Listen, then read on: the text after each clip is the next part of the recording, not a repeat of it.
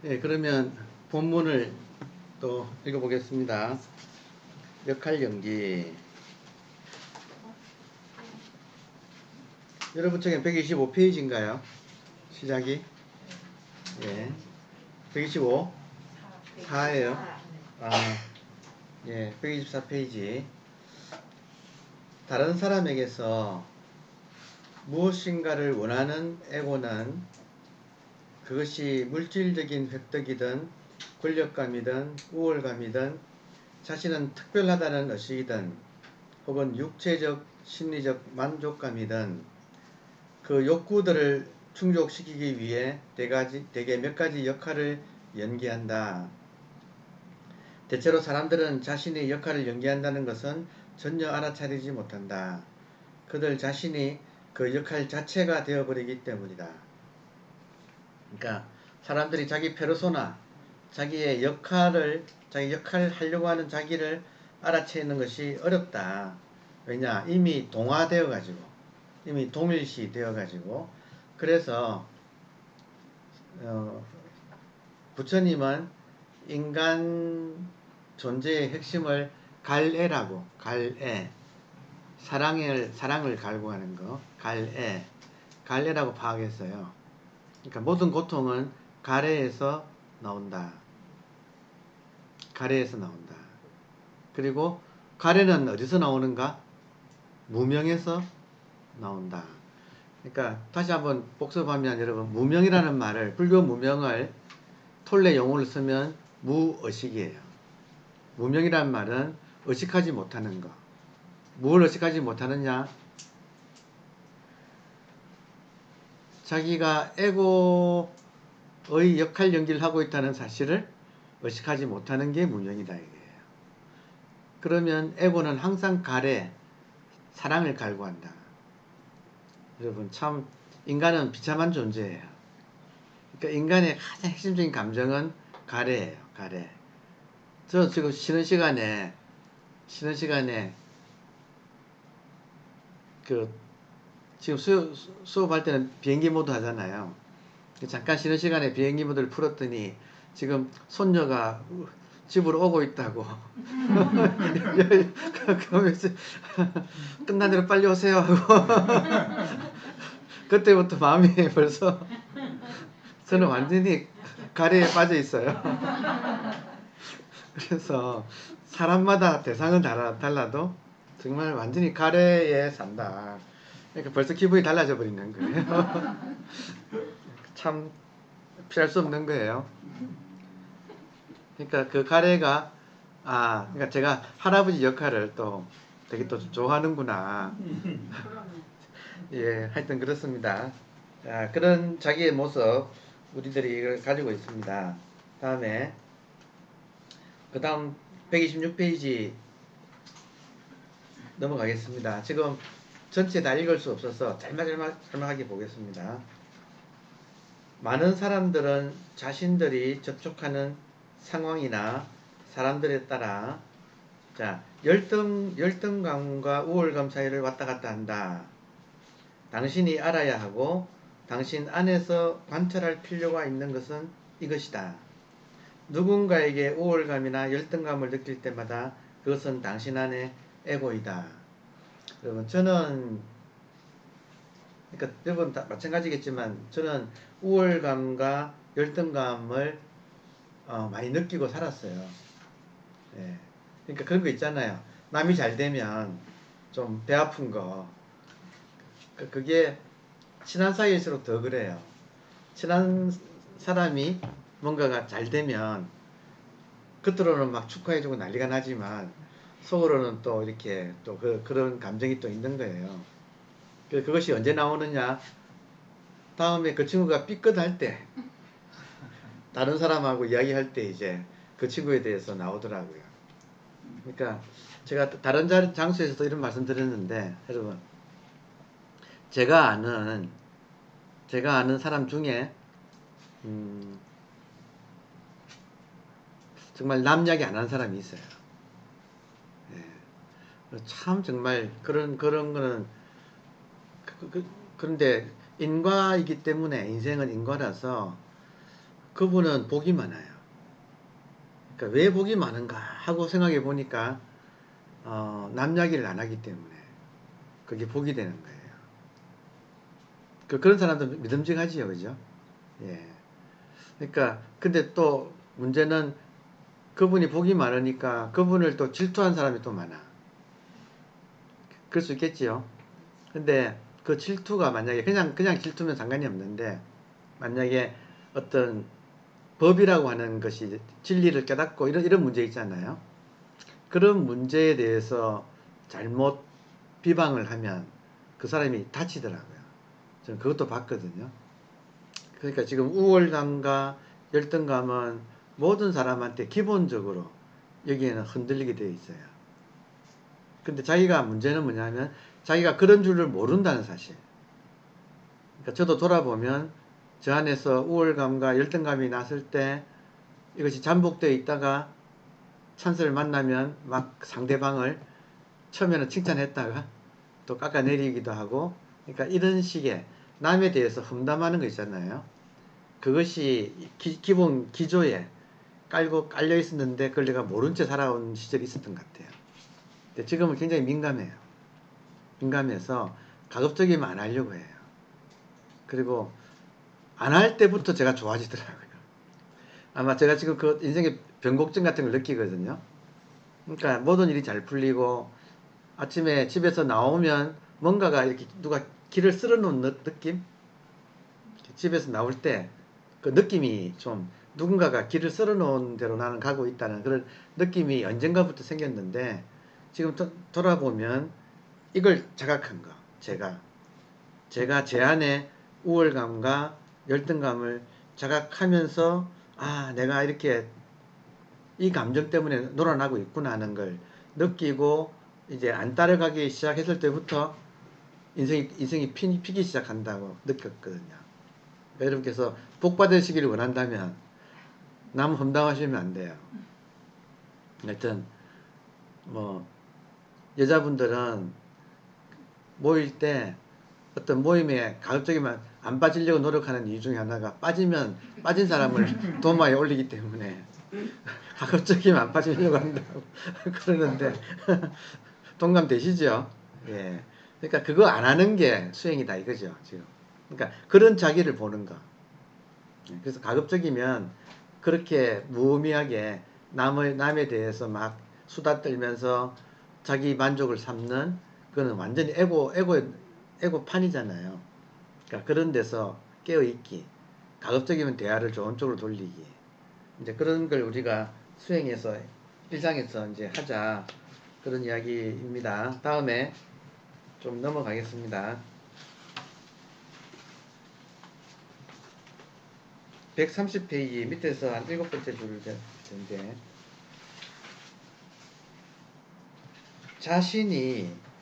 자신이 모른다는 사실을, 자기가 자기를 모른다는 사실을 완전하게 받아들이면, 이 사실을 받아들이면 나의 진짜 나는 내가 지금 모르고 있다 하는 사실을 받아들이면 실제로 당신은 평화롭고 투명한 상태로 들어가서 생각으로는 결코 달성할 수 없었던 자신이 진정으로 누구인지에 더 가까워진다. 그러니까 에고는 생각으로 자기를 규정해요. 그런데 이런 근본 질문, 너가 누구냐? 너의 본질이 무엇인가? 이런 근본 질문을 받으면 모르겠거든요. 그 모르겠다는 것이 깨달음의 지름길이라는 거예요. 에고는 알아요. 내가 이러이러한 사람이다. 나는 남자다. 뭐 어떻다 하고 자기 규정을 하는 것은 에고의 속성이고, 근데 너의 본질이 무엇인가? 그건 너의 현상이고, 너의 본질이 무엇인가 하는 질문에는 에고가 꽉 막혀요. 그러니까 에고가 막혀서 입을 닫을 때, 그때가 우리의 본질이 깨어나는 찬스가 거기서 열린다. 그래서 지금 자기가 진정으로 누구인지에 에고가 입을 닫을 때, 에고가 모르겠다고 할 때가 자기 자신에 가까워지는 순간이다. 생각을 통해 자신을 규정하는 것은 자신을 한계에 가두는 일이다. 자, 따라서 여러분, 이런 대목에서는 보조국사가 가르치는 수심결의 가장 중요한 대목, 단지 불의 시적 전성. 단지 다만 안다면 무엇을 불회. 회자는 만날 회자 있잖아요. 만날 회자. 불회. 만나서 알다는 뜻이에요. 그 회자가. 만나서 알다 이 말은 뭐예요? 대상으로 삼아서 아는 거. 자기 본질은 대상으로 삼아서 알 수 없다는 사실을 다만 안다면 시적 전성. 이것이 바로 견성이라는 거예요. 이게 보조국사의 수신계에서 가장 중요한 이야기예요. 그러니까 이 말은 무슨 말이냐면 자기 의식은 모든 것을 아는 주체예요. 모든 것을 아는 주체인 자기 의식을 대상으로 삼아서 알 수는 없다는 거예요. 그러면 이런 말이 왜 중요하냐? 대상으로 삼아서 알려고 하는 것이 에고예요. 그러니까 지금 우리가 여러분 본질을 깨닫는 것도 중요하지만 에고를 깨닫는 것도 중요하다고 지금 이야기하잖아요. 그죠? 이게 톨레의 참 좋은 점이에요. 에고를 깨닫는 것이 지름길이 내가 본질을 알려고 하는 것이 에고다 이거예요. 그러면 에고에 먹이를 준다 이 말은 계속 본질을 대상으로 삼아서 알려고 하는 이거를 계속 추구하면 추구하는 동안에는 에고는 잘 살아남아요. 추구하는 것이 에고니까. 근데 이런 말을 듣고 본질을 대상으로 삼아서 알 수가 없다는 이런 말을 듣고 딱 돌이키면 알 수 없다. 이걸 딱 돌이키면 에고가 힘이 쫙 빠져버려요. 에고는 항상 대상으로 삼아서 알려고 해요. 그리고 에고는 언제든지 이상을 추구해요, 여러분. 에고는 이상으로서 우리를 속여요. 이상을 추구해야 해. 이게 에고의 메시지예요. 제일 중요한 거예요. 에고가 무엇으로서 살아남는가? 항상 우리 귀에다 대고 이상을 추구해야 해. 요게 에고가 우리를 속이는 가장 기본 메커니즘이에요. 그러면 속으면 어떻게 되는가? 현실을 버리고 이상을 찾아요. 근데 우리 지금 수행자한테는 이상이 뭐예요? 자기 본질을 깨닫는 게 이상이에요. 그러니까 수행자는 자기도 모르게 본질을 추구하는 것이 이상이 되어서 그걸 하고 있다. 요걸 알아차리는 게, 요게 에고가 그러고 있다는 것을 알아차리는 게 핵심이다. 제가 여러분, 오래전에 참선 처음 시작할 때, 저보다 먼저 한 사람이 저한테 충고를 하더라고요. 참선하는 사람들은 자기도 모르게 에고가 강해진대요. 왜 강해지는가? 이게 최고다고 하는 게 있대요. 그러니까 최상승이다. 이게 뭐 경절문이다. 지름길이다. 최상승이다. 또 이게 다다. 인간으로 태어나면 이게 다다. 하는 그걸 프라이드 삼아가지고 그 뒤에 에고가 숨는다는 거예요. 그 수행자의 그 에고는 수행자의 에고는 내가 지금 하는 수행이 최고라고 하는 그 또 프라이드가 생기는데 그거 조심하라 그러더라고요. 그 선배가 그때는 그 말 좀 처음 할 때는 잘 이해가 안 되더라고요. 아니 이게 최고지. 그러니까 여러분 지금 우리가 혹시라도 우리가 참선이 최고다든지 또 명상은 열등하다든지 또 뭐 염불은 좀 또 열등하다든지 이런 식의 말을 하고 있으면 에고예요. 수행자의 에고예요. 특히 참선한 사람의 에고는 강해요. 그러니까 여러분 한번 여러분 주변에서 참선한다고 하는 사람들 한번 대화를 해보면 되게 에고들이 강해요. 아유, 저부터 그러네. 예. 그러니까 요거 굉장히 조심해야 되는 부분들이에요. 그러니까 지금 단지불의 시적 전성. 다만 대상으로 삼아서 이 본질을 알 수는 없다는 사실을 안다면 쉬워진다. 그리고 그것이 바로 견성의 가장 지름길이다. 견성의 핵심 길목이다.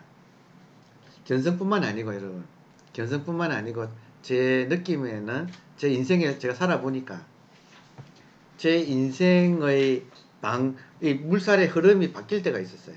제 인생에서 이 물살이 바뀔 때가 있었다. 언제 바뀌었느냐? 제가 저도 모르게 이 현실은 불만족이고 어떤 이대로 있으면 안 되고 어떤 이상을 향하여 나아가야 한다 하고 평생을 살다가 그게 에고구나. 그게 내가 에고에 속아서 그렇게 살아왔구나 하는 걸 알았을 때 제 인생의 흐름이 바뀌었어요. 그러니까 제가 여러 갈래로 하이데거 철학의 핵심은 현존의 형이상학입니다. 현존의 형이상학이라는 것은 형이하학은 현실이거든요. 현실은 열등하고 형이상학, 이상이 정말 진정한 가치이기 때문에 항상 형이하학, 현실에 안주하면 안 되고 항상 인간은 뜻을 세워서 형이하학, 형이상학, 이상의 뜻을 세워서 그걸 추구함으로써 자기 존재의 의미를 찾는가. 항상 이상을 세워서 그걸 추구함으로써 자기 존재의 가치로 삼고 존재의 의미로 삼는가. 이게 일반인들이 살아가는 모습이라. 제가 평생 그렇게 교육받았다는 거예요. 제가. 그렇게 살았다는 거예요. 근데 그걸 알아차렸을 때 이것 때문에 내가 항상 헐떡이었구나. 항상 현실은 불만족스러워하고 존재 불만족을 느끼고 현실에는 그리고 뭔가 이상을 향하여 항상 이렇게 내가 허덕이면서 살았구나 하는 걸 알았을 때부터 제가 인생이 바뀌었어요. 다른 말로 하면 그때부터 이상에 속지 않기 시작했어요. 이상에 속지 않으면 현실밖에 없잖아요. 이 책에 톨레가 그러잖아요. 여러분, 이 책에 제일 중요한 대목이라고 행복의 비결이라고 톨레가 소개하는 것이 뭐냐면 원 with life. 자기 삶과 하나가 되라. 자기 삶은 현실이에요. 모자라고 부족한 적나라한 이 현실과 하나 되는 게 이 현실을 불만족스러워하고 여기를 박차고 나가서 어디 이상을 구하는 것이 그게 불행의 에고의 속성이고 그게 인간 불행의 가장 근본 원인이에요. 그러니까 톨레가 행복의 비결로 제시하는 것은 행복의 비결은 하나가 된다. with 무엇과 함께 이 지금 적나라한 이 현실 당신의 삶 자체 삶과 하나 되기 요게 행복의 비결이라는 거예요. 그러니까 굉장히 중요한 메시지죠. 여러분 바이런 KT 메시지 기억나세요? 바이런 KT의 메시지는 뭐냐면 적나라한 이 현실이 신이다. 적나라한 현실이 신이다. 근데 인간은 이 현실과 싸운다. 이걸 불만족스러워하고 이상의 이름으로 현실과 싸우는데 이상이 사탄이고 현실이 신이라는 거예요. 그러니까 사탄의 이름으로 신과 싸운다. 되게 예리하지 않아요? 그 바이런 케이티의 아주 자기 체험에서 나오는 메시지거든요. 왜냐? 바이런 케이티가 평생 자기 삶과 싸웠거든요. 자기 삶이 불만족스러워서. 그러다가 엄청난 깨우침이 왔는데 깨닫고 보니까 자기가 신과 싸워왔다. 그래서 가장 인생의 밑바닥으로 나락으로 떨어졌다는 거죠. 그래서 참 대단한 통찰이에요. 같아요. 톨레의 메시지도 자기의 삶과 하나 되는 것이 행복의 비결. 그 바이런 케이티의 말은 현실이 신인데 인간은 어리석게도 신과 싸운다. 여러분 현실밖에 없잖아요. 대안이 있어야지 뭐가 있어요. 현실밖에 없어요 이거. 근데 우리는 죽으라고 이거를 거부하고 싫어하고 수용하지 않아요. 그러니까 이 현실과 하나 되는 게 행복의 비결이다. 이제 이런 말들을 우리가 또 여기서 듣습니다.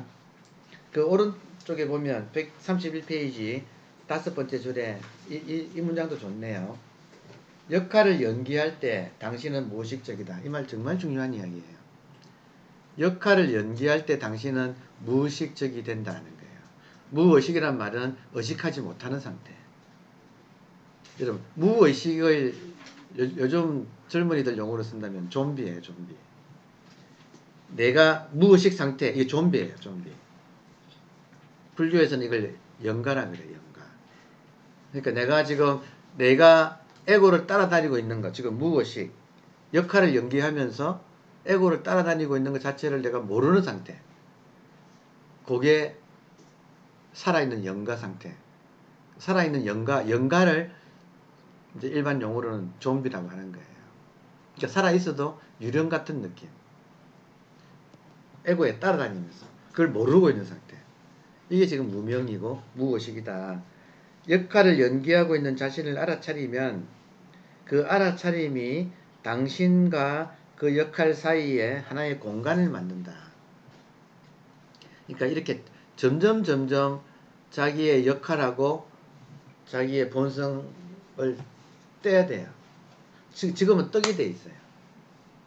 지금은 떡이 되어 있다. 에고와 떡이 되어서 산다. 그러니까 이게 여기에 자꾸 띄어가지고 공간을 만들어야 한다. 공간은 다른 말로 하면 거리예요. 언제 거리가 생기는가? 볼 때. 에고를 대상화해서 볼 때 거리가 생긴다. 그러면 나는 누구인가? 에고가 아니라 에고를 보는 것이 나다 이거죠. 나는 누구인가? 지금 에고와 떡이 되어가지고 에고가 나라고 산다. 근데 에고를 보면 에고에 대해서 무의식 상태가 아니라 의식 상태가 되면 알아차리고 있으면 에고를 알아차리고 있으면 거리가 생긴다. 공간이 생긴다. 그러면 점점 에고와 떨어지게 된다. 그럼 결국에는 그러면 내가 누구지? 할 때 에고가 아니라 에고를 보는 그것이 나다 이거예요. 여러분 한번 따라해 보세요. 보인다는 사실은 보는 것이 있다는 사실을 증명한다. 보는 것이 나의 본질이다. 그러니까 여러분 이런 이야기도 가끔 들려드려야 되니까 제가 화두 들면 어떻게 되느냐 하면 제가 아까 진화두 그러니까 진화두란 말은 의식이 의식을 의식하는 것. 진화두 진짜 화두는 의식이 자기가 의식임을 의식하는 것. 이게 진짜 화두예요. 그러면 진화두는 가화두는 임시화두는 아직 모를 때는 이 먹고지만 진화두는 먹고가 떨어져요. 그래서 진짜 화두는 이예요. 이것 줄여서 이 하면 의식이 의식을 의식하면서 이것 할 수 없이 말로 하자면 이것을 줄여가지고 그러니까 먹고는 붙지 않아요. 이 하면 자각이 돼요. 의식이. 그러면 저 같은 경우는 의식이 자각될 때 어떤 느낌이냐면 지금 보고 있는 이것이 분명히 나라는 것을 자각하고 있어요. 지금 보고 있는 이것 이 투명하게 텅 비어서 이렇게 보고 있는 이것이 나 자신이라는 것을 이게 의식인데 말로 하자면 이게 의식인데 지금 보면서 보는 이것이 분명히 자각되고 있어요. 그게 화두예요. 그러니까 화두의 가장 깊은 의미, 가장 정확한 의미, 화두가 무엇인가 이렇게 보면서 보는 이것이 자각되고 있는 상태. 이것이 이목고의 이예요. 자각이 되니까 못 갈 필요는 없어요. 그러니까 이것이 지금 자각이 스스로 된다. 그래서 항상 보면서 보는 것이 자각되고 있는 상태. 그러니까 그게 지금 말하자면 저 같은 경우는 이 스위치예요. 그래서 그 어떤 다른 감각보다도 보면서 보는 이것이 자각이 되고 있어요. 그러니까 여기에 지금 여기서도 역할 연결할 때는 무의식이지만 제가 스스로 보고 있는 이것이 자각되는 것은 의식이에요.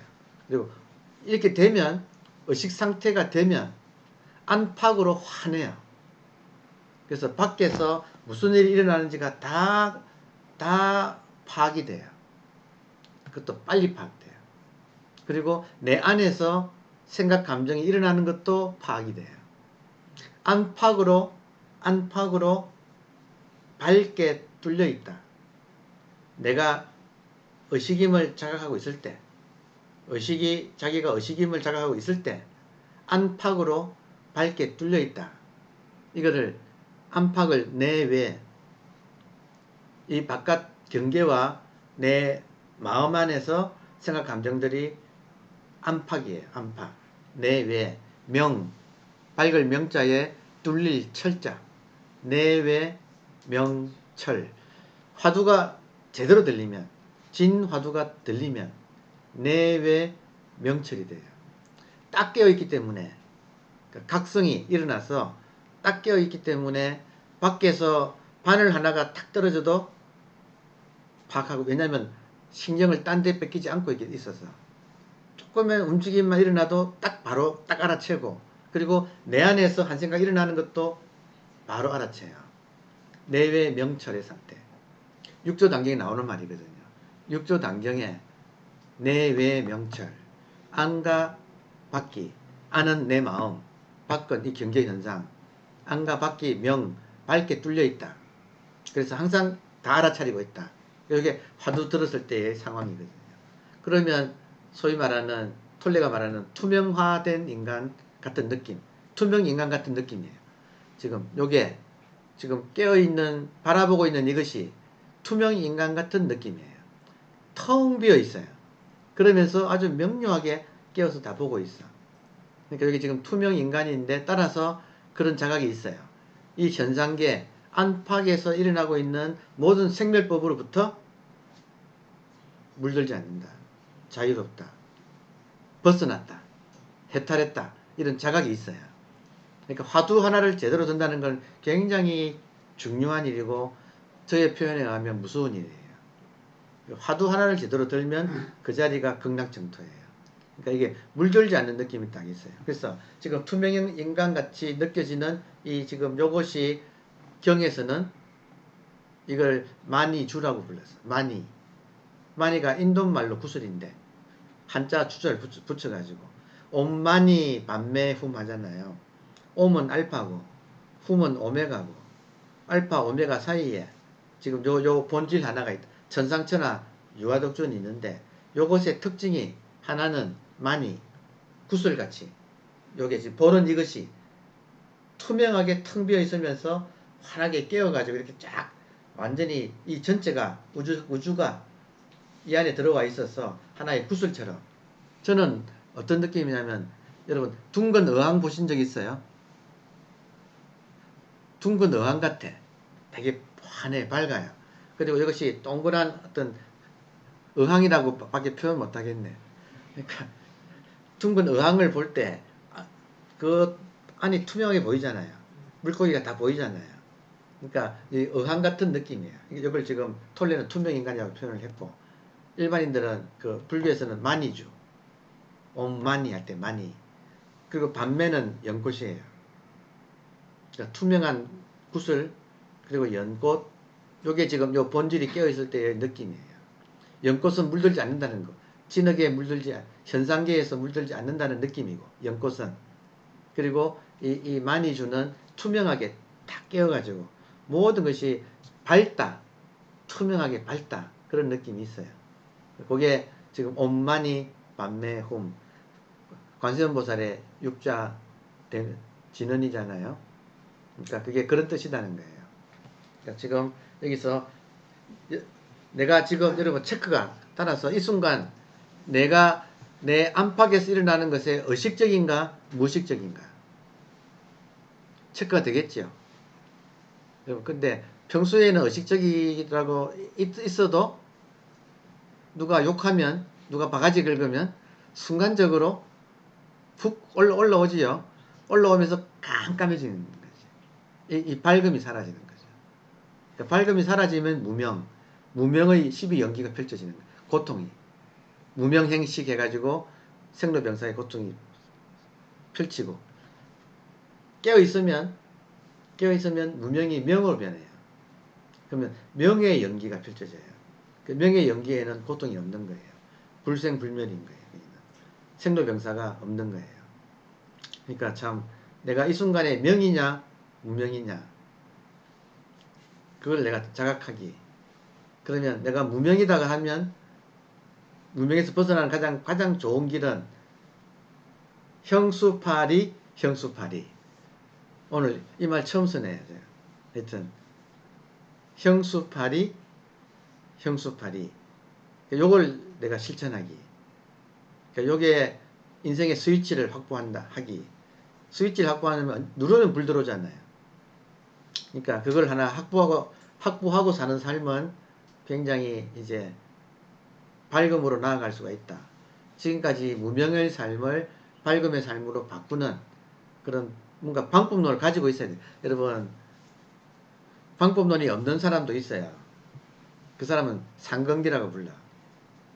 그 상건기는 뭐라고 하느냐면 닭이 1000마리 모이면 봉황 1마리가 나온다. 그런 상건기는 이런 방법 필요 없어요. 그냥 자동으로 돼. 근데 그런 상건기 아닌 사람은 방법론이 있어서 끊임없이 이거를 반복 학습을 해서 익혀 들어가는 저는 그런 스타일이에요. 저는 상건기는 노땡큐야. 상건기다 그러면 에고예요, 사실은. 그렇지 않나요? 끝없이 자기를 낮추면서 이 가장 기본 패턴을 익혀서 이걸 잘 일상에서 실천하기. 그걸 가지고 나의 구원의 길로 삶아서 실제로 구원을 받는 길을 간다. 이제 이렇게 생각을 합니다. 다음에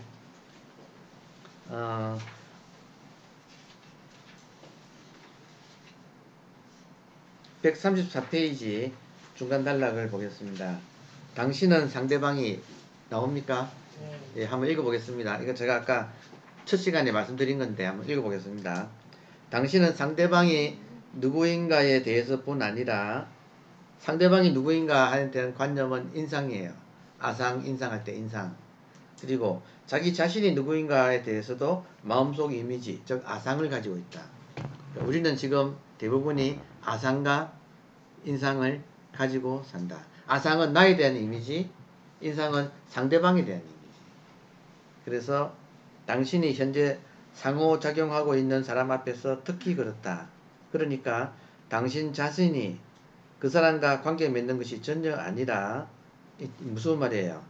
당신이 상대방과 관계 맺는 것이 아니고 실상은 당신이 생각하는 나는 누구인가가 당신이 생각하는 그 사람은 누구인가와 관계를 맺는 것이다. 이거를 자각하기가, 이걸 알아차리기가, 이걸 의식하기가 이거 쉽지 않아요.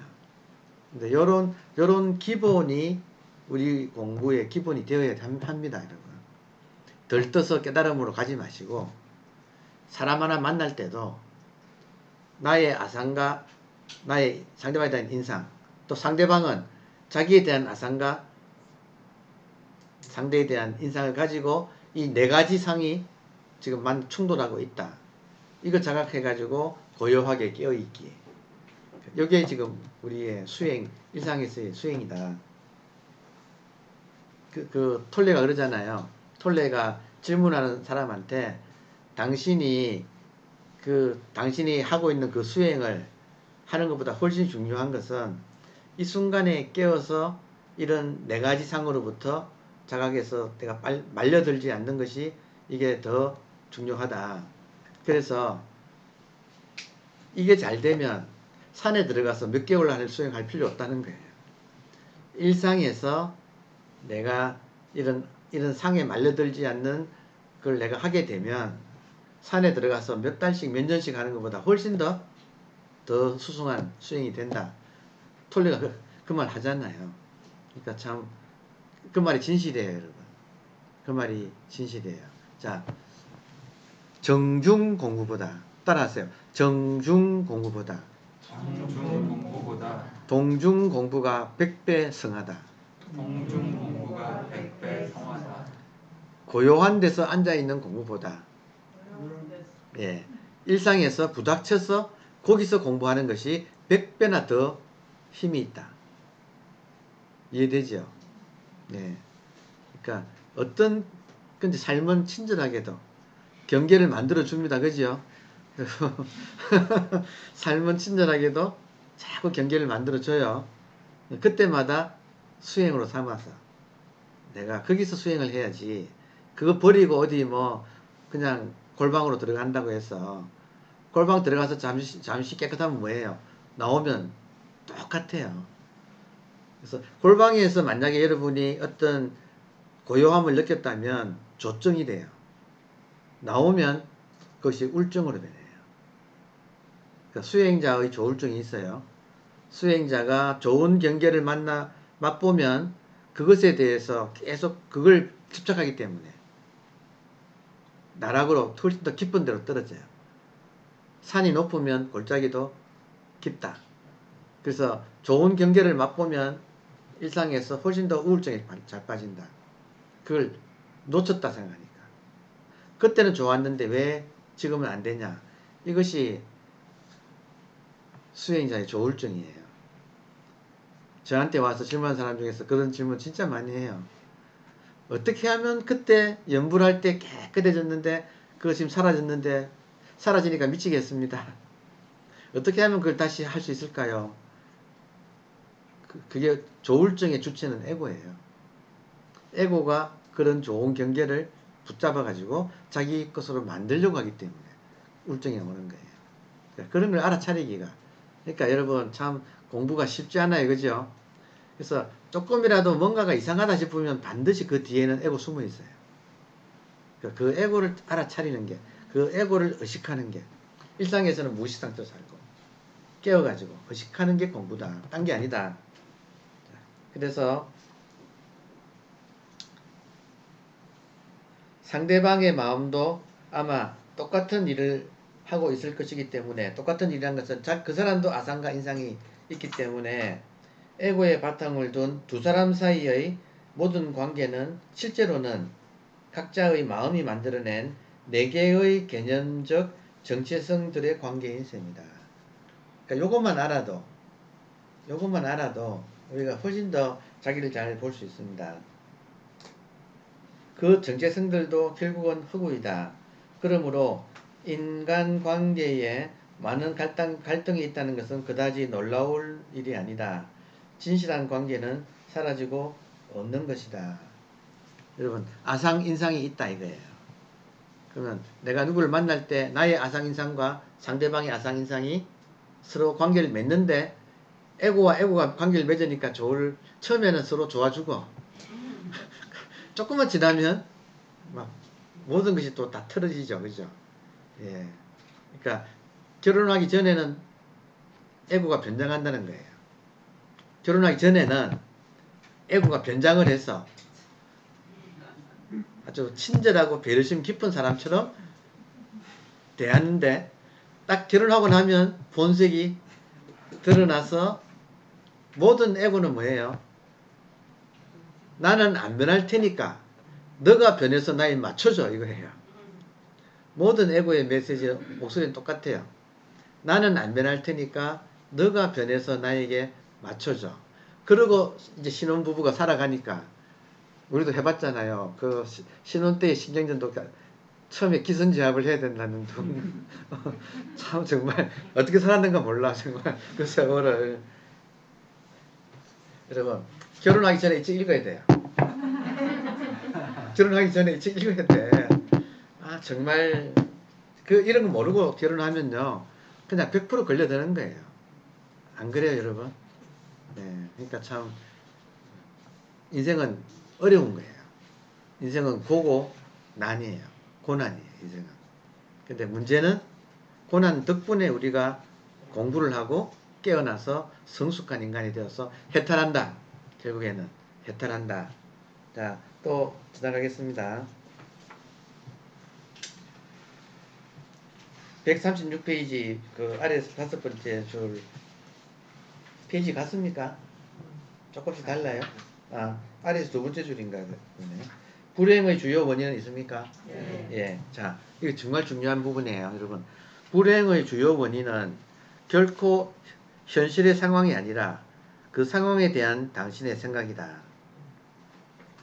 요 한 줄이 그렇게 중요해요. 자, 불행의 주요 원인은 결코 상황 자체가 아니라 그 그 상황에 대한 당신의 해석이라는 거예요. 생각이다. 따라붙는 생각이다. 자, 상황 자체는 첫 번째 화살. 따라붙는 생각은 두 번째 화살. 모든 고통은 첫 번째 화살은 통증이에요. 여러분, 첫 번째 화살은 통증이에요. 그냥 한번 아프고 말아. 두 번째 화살은 번뇌예요. 그러니까 인생의 고는, 우리의 고는 마음의 고고, 마음의 고는 번뇌에서 와요. 그러니까 두 번째 화살, 여러분, 두 번째 화살로 안 끝나는 것도 아시죠? 세 번째 화살, 네 번째 화살 계속 이어지는 거예요. 그래서 이 메시지가 뭔가, 여러분, 여기서 중요한 게 뭐냐?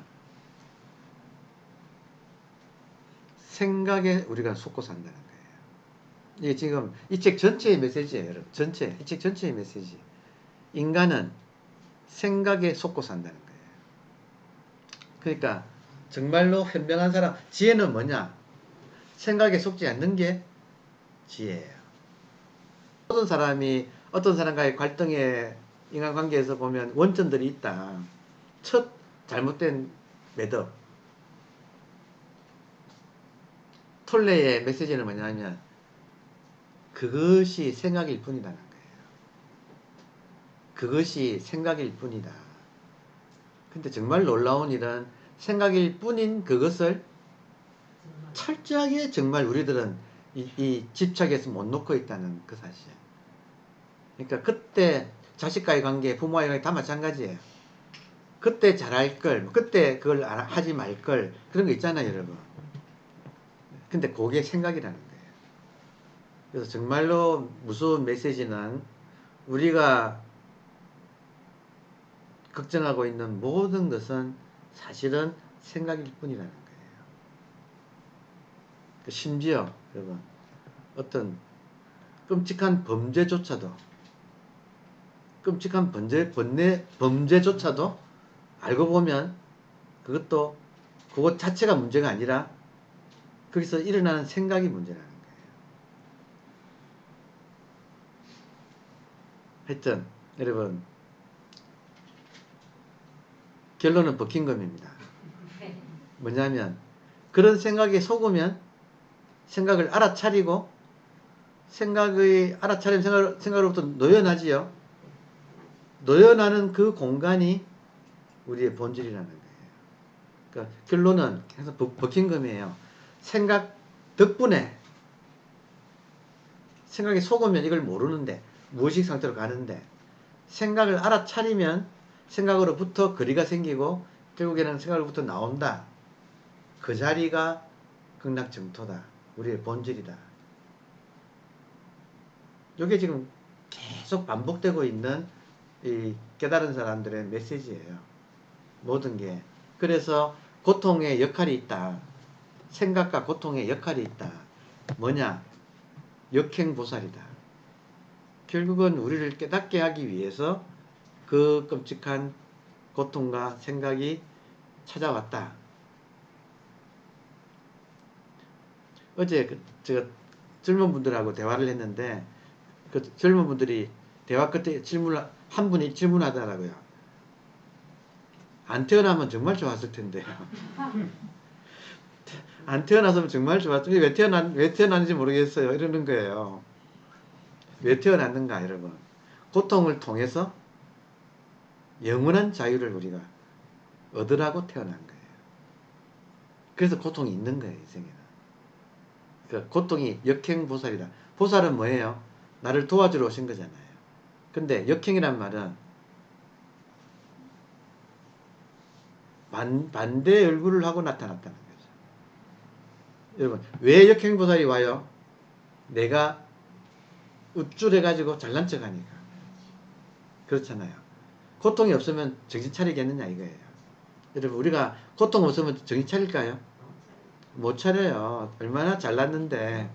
그러니까 고통의 그 역할이 있다. 요것도 한 줄만 읽고 넘어가겠습니다. 그 뒤에 이야기들도 참 좋은데, 불행의 주요 원인은 결코 첫 번째 화살인 상황이 아니라 그 상황에 대한 당신의 두 번째 화살인 생각이다. 그게 고통이다 이거예요. 그러니까 한번 맞고 끝날 거를. 지혜라는 것은 뒤끝 없는 거예요. 뒤끝이 없는 거. 한번 맞고 끝나는 거 그냥. 넘어가겠습니다. 하여튼 뭐 좋은 이야기들 너무 많아서 슬슬 시간은 많이 가서 정리를 한다면 되게 좋은 말들이 많지만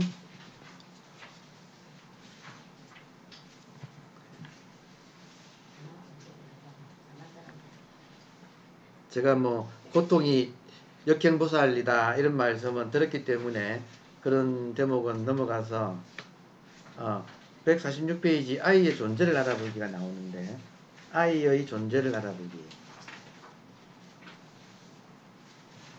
이것은 그 오프라 윈프리와의 대담에서도 아주 중요하게 취급하더라고요.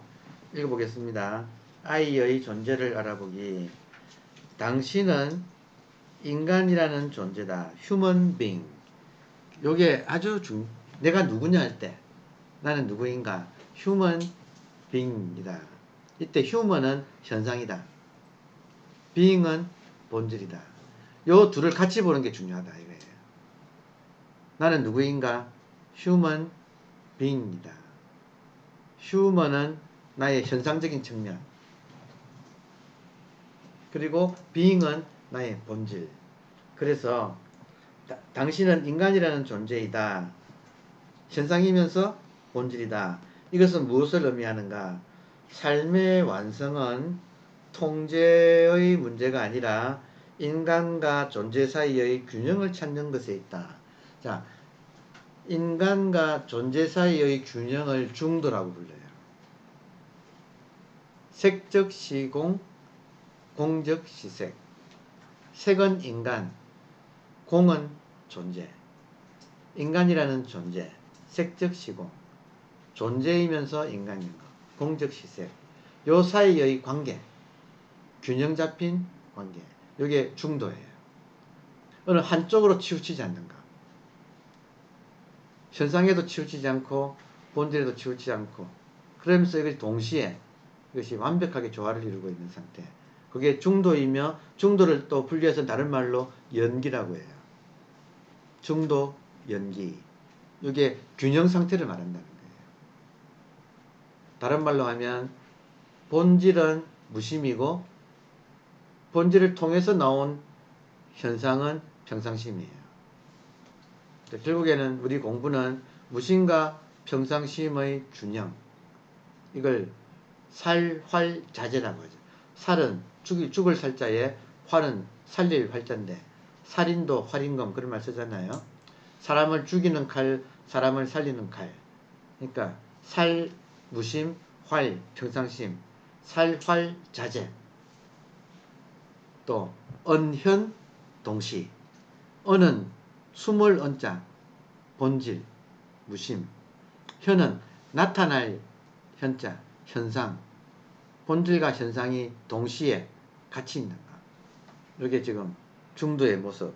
이게 지금 삶의 완성은 인간과 존재 사이의 균형을 찾는 데 있다.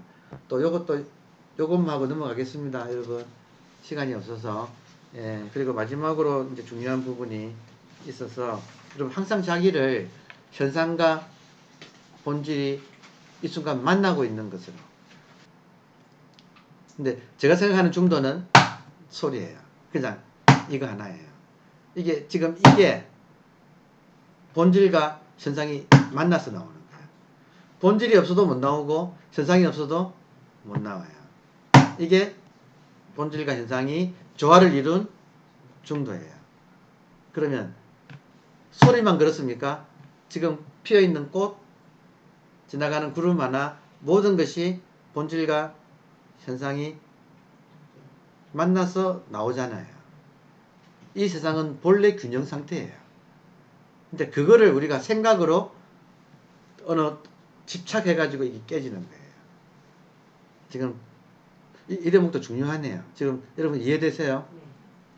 현상에 치우치는 것도 아니고 그렇다고 본질에 치우치는 것도 아니라는 거예요. 왜냐? 모든 이 산물은 본질과 현상이 만나서 나오고 있는 이거다 이거예요. 소리 하나의 본질과 현상이 같이 연기되어 가지고, 그래서 연기라는 말을 그렇게 중시하는 거죠. 모든 것이 연기 중도 상태로 존재하고 있다 이미.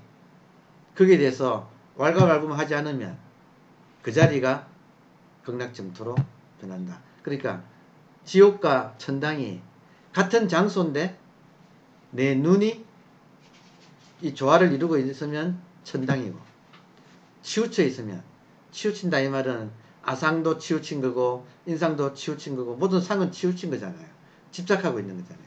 한쪽으로 집착하고 있는 거. 그러니까 그것만 하지 않으면, 그거 하면 지옥이고 그거 하지 않으면 천당이다 이거예요. 그러니까 우리가 평소에 깨어서 살기가 그렇게 중요하다. 깨어서 사는 사람은 내 딛는 자리마다 천당이다. 그런 사람한테는 제가 아침에 집 났을 때 누가 길을 썰어놓은 듯한 느낌, 그 느낌이 생기면서 그 다음에는 발을 디딜 때마다 거기서 연꽃이 받쳐주는 느낌, 무게가 사라지고 이렇게 딛는 발마다 연꽃이 이렇게 받쳐주고 있는 느낌, 그런 게 이제 공부가 깨어있는 사람한테는, 그러니까 의식이면, 여러분, 의식은 무게가 있어요 없어요? 네. 그러니까 그 의식이 자각되고 있으면 그런 느낌들이 이렇게 있어서 그러면 많은 어려움을 극복하게 되는 거예요. 그러니까 그렇게 이제 그런 공부를 우리가 하고 있습니다. 다음에 여러분, 이 말 정말 좋은 말이에요. 당신은 이미 자신이기 때문에 여기서는 어떻게 하면이라는 말이 적용되지 않는다. 이 말 알아들으세요. 이게 진짜 구원의 메시지예요. 결국 우리 공부는 뭐냐? 내가 되는 거잖아요. 그렇잖아요. 근데 우리는 이미 나예요. 이미 나예요. 오직 존재하는 일에 힘쓴다. 오직 존재하는 일에 힘쓴다. 여기 지금 톨레의 메시지이기도 해요. 왜냐, 여러분? 우리가 이미 존재하지 않나요? 여러분이 존재하지 않은 적이 있었나요? 그런데 이상하게 인간은 오직 존재하는 일에 힘쓴다. 이게 엄청난 메시지가 있어요. 이거 어려워요. 여러분, 모든 인간은 존재하고 있지요. 근데 이 존재를 누리지 못하고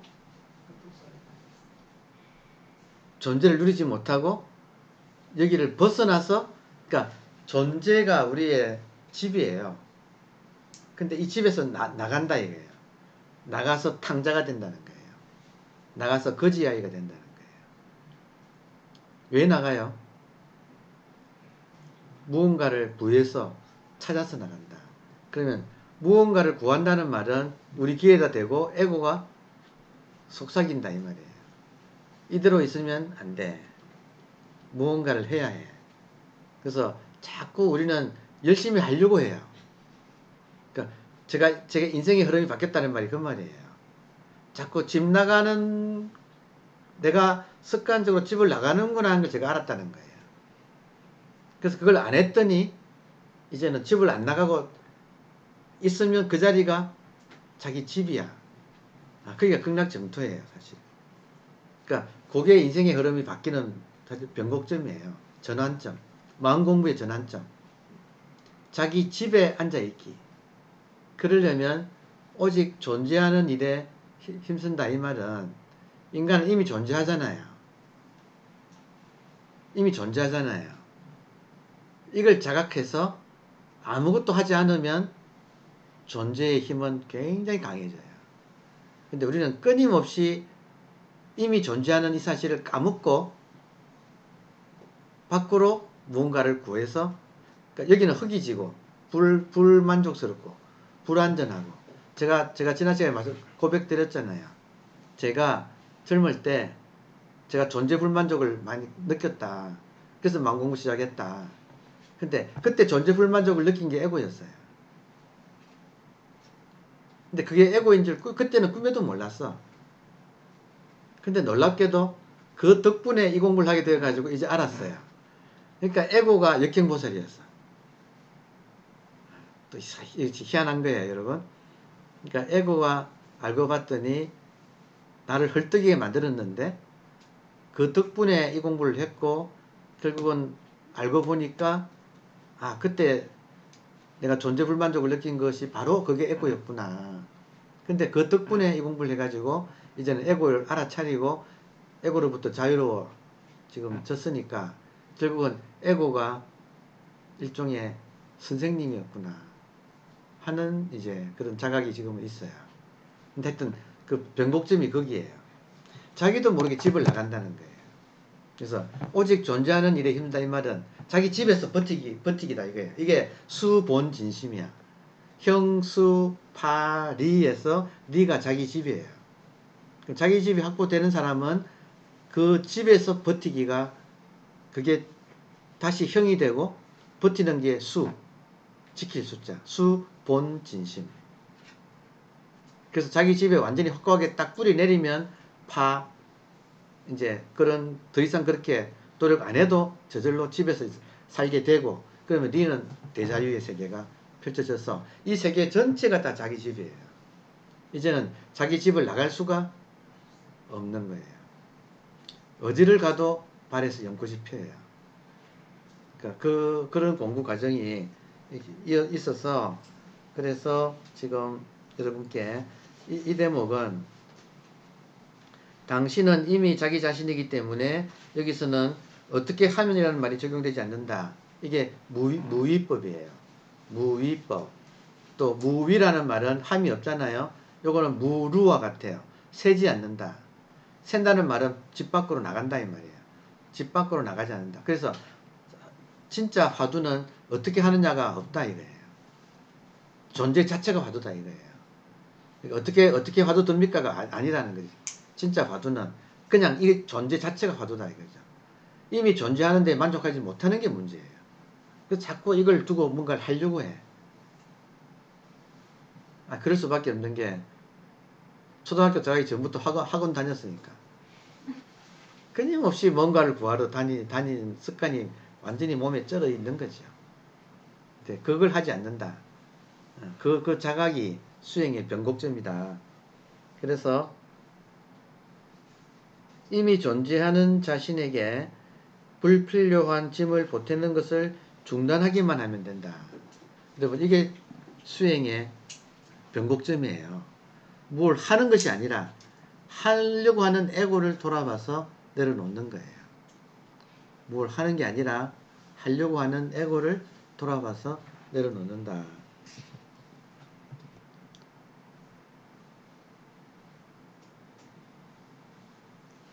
하지만 나는 내가 누구인지 알지 못한다.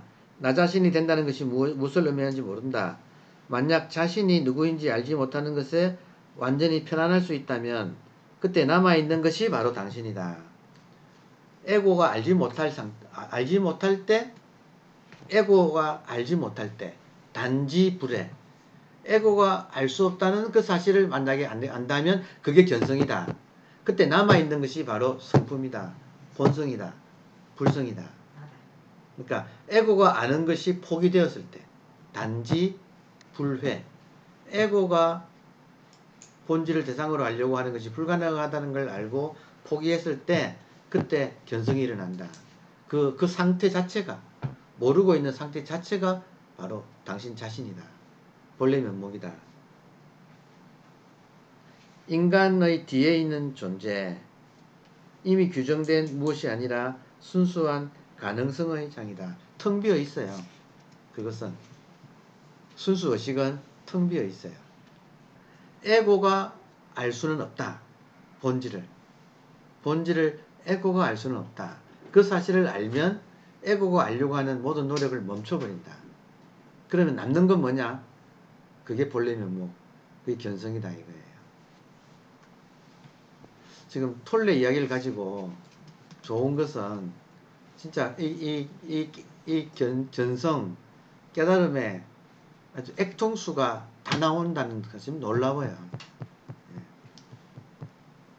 한국에서는 큰 스님한테 물어보면 알아서 해. 근데 톨레는 지금 아주 자세하게 알아서가 아니고 자세하게 일러주는데 이래도 공부 못하면 진짜 바보 축구지. 여러분 바보 축구할 때 축구가 할로 축괴라는 말을 축구라고 한다고 말씀 한번 드렸지요. 할로 한나라 개는 어리석은 개는 축괴 흙덩이를 쫓아가고 사자 교인 사자는 흙덩이를 던진 사람을 문다. 이때 축괴를 경상도에서 발음하기 어려워가지고 축구 그랬거든. 바보 축구다.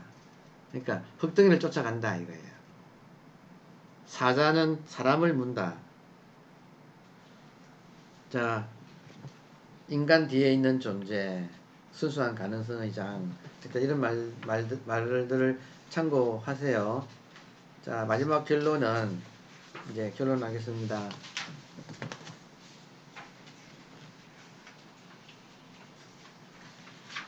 이 말도 좋아서 한 번만 더.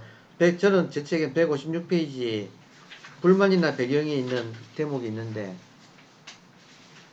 여러분한테 157페이지가 되나? 불만이나 배경 있습니까? 그거 위에 셋째 줄 다시 말해 꿈꾸는 사람이 이런 문장 있나요? 야, 그거 한번 보세요, 여러분. 저 섬뜩했어요. 이 문장 읽을 때는 저는 섬뜩했어요. 보세요. 다시 말해서 꿈꾸는 사람이 자신이 꿈을 꾸고 있다는 것을 모르듯이 당신은 자신이 생각들을 생각하고 있다는 것을 모른다. 이거 진짜 날카로운 대목이에요. 꿈꾸는 사람이 악몽을 꾸는 사람이 이게 꿈이라는 것을 모르듯이 깨어있는 우리는 자기가 생각하는 것을 생각하고 있다는 이 사실을 모른다는 거예요.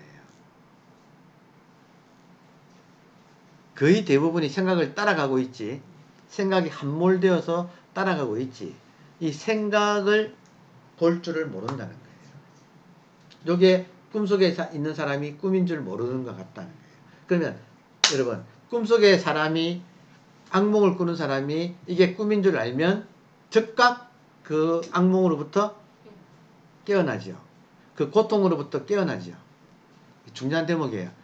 제 말 맞습니까? 네. 악몽을 꾸는 사람이 고통스러운데 악몽이 꿈이라는 것을 아는 순간 그 고통으로부터 즉각 자유로워지죠. 맞아요? 그러면 지금 나를 괴롭히는 그 생각이라는 것을 아는 순간 그 생각의 내용물로부터 벗어난다. 왜냐? 생각은 사실이 아니기 때문에. 사실은 무엇만이 사실이에요? 지금 눈앞에 있는 이거. 우리들이 지금 이렇게 대화 나누고 있는 이것만이 사실이지. 따라서 현실은 생각할 필요가 없어요. 이 말도 여러분 음미해 보세요. 현실은 이렇게 감각적으로 열려 있어서 이것을 생각할 필요가 없잖아요. 현실을 생각할 필요가 없잖아요. 따라서 모든 생각은 사실이 아니잖아요. 그러면 꿈에서 꿈인 줄 알면 꿈속의 고통에서 벗어나듯이 살아서 생각 속에서 생각인 줄 알면 그 생각의 내용물의 고통으로부터 벗어난다. 이게 정말 중요한 메시지예요. 그래서 지금 우리가 이렇게 말할 수 있어요. 결국에는 우리가 수학을 해봤기 때문에 A, B, 그러므로 생각이 꿈이구나. 생각은 깨어서 꾸는 꿈이구나.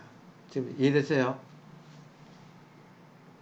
눈 감으면 꿈을 꾸고 눈 뜨면 생각을 꾼다. 이걸 음미해 보세요.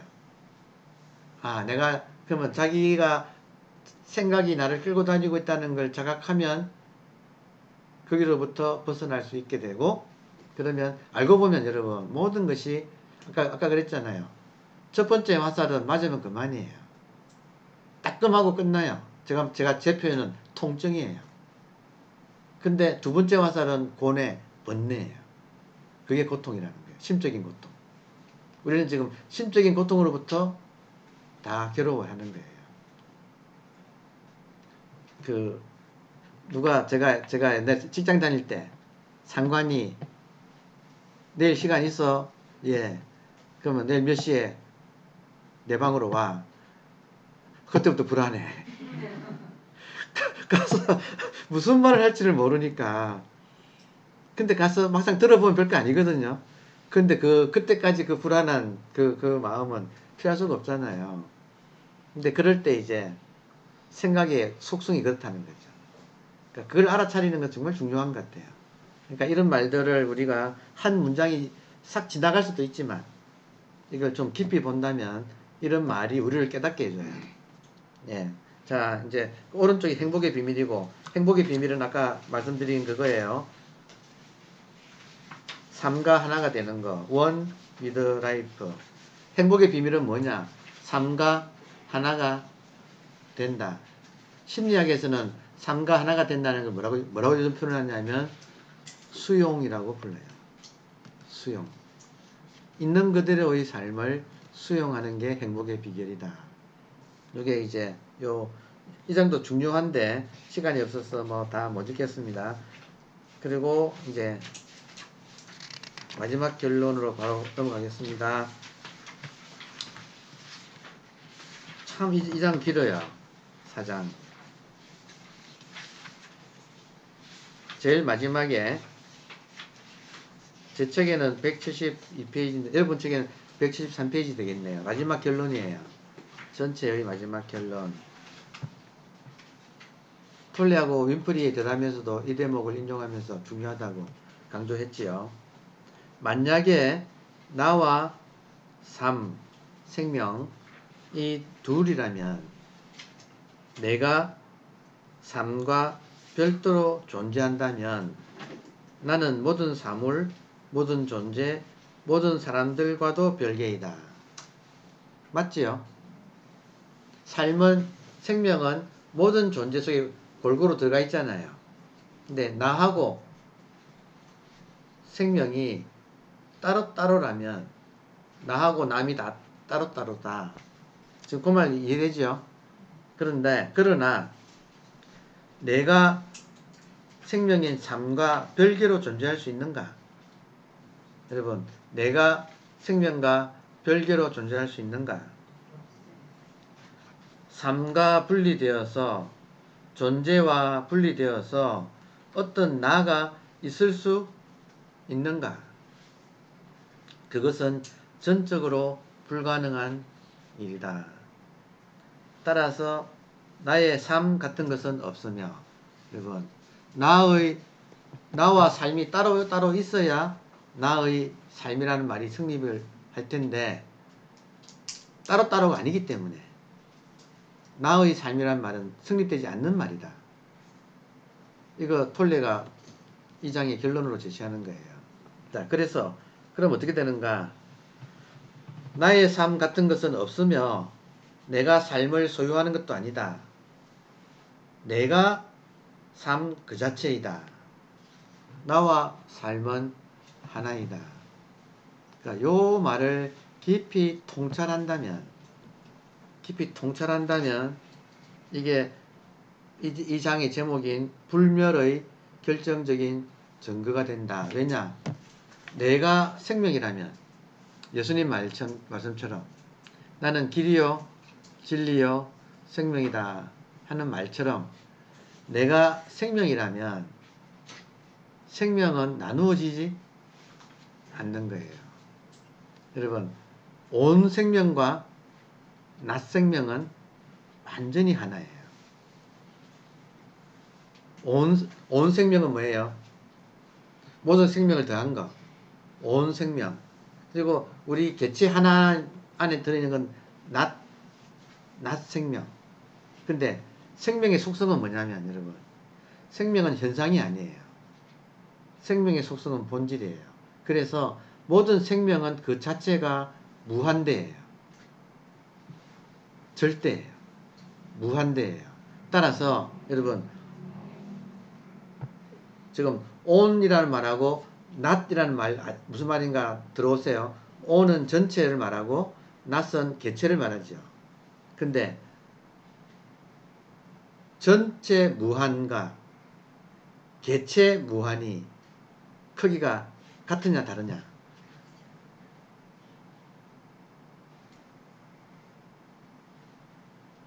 무한의 부분은 무한입니까? 유한입니까? 무한의 부분은 무한이거든요.